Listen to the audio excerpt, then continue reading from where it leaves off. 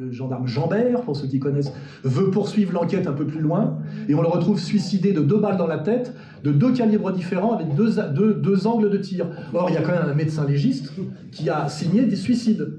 Et aujourd'hui, il est officiel que ça ne peut pas être un suicide. Donc, et on ne fait pas quand même l'enquête. Pourquoi le médecin légiste a validé le suicide? On sait que son propre fils, à un moment donné, a été terrorisé et a validé le suicide de son propre père, parce qu'en réalité, quelqu'un qui vous dit « je vais lutter contre la pédophilie, c'est horrible, je vais prendre mon revolver ou mon fusil », ce qu'il ne comprend pas, c'est qu'il est face à un réseau mafieux avec du pouvoir politique et de l'ultra-violence délinquante. Donc c'est lui qui est en danger.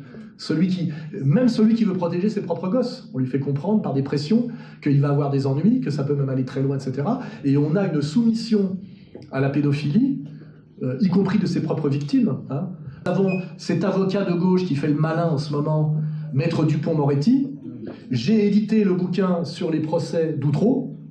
Alors les procès d'Outreau, on vous a expliqué que c'était un pauvre juge d'instruction qui s'était fait berner par des gosses qui, comme on le sait, sont des mythomanes. Or, on sait très bien qu'en psychiatrie, un enfant entre 2 et 4 ans ne peut pas inventer des trucs qu'il ne peut pas imaginer, tout simplement parce que son cerveau et son niveau de maturité physico-sexuelle ne lui permet pas de décrire des scènes s'il ne les a pas vécues. Hein, voilà.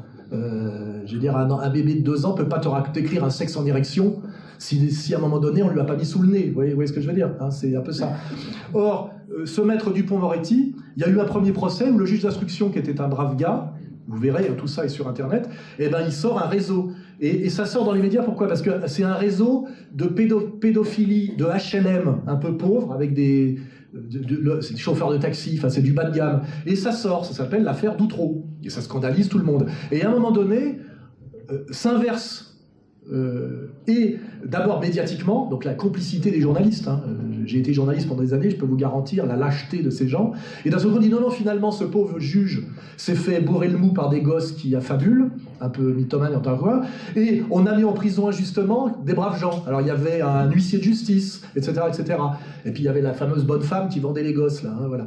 Et on refait le procès, et la Maître Dupond-Moretti, membre de la maçonnerie de gauche Grand Orient, de la région du Nord, de la région de Lille, prend la défense des pédophiles qui avaient été condamnés avec...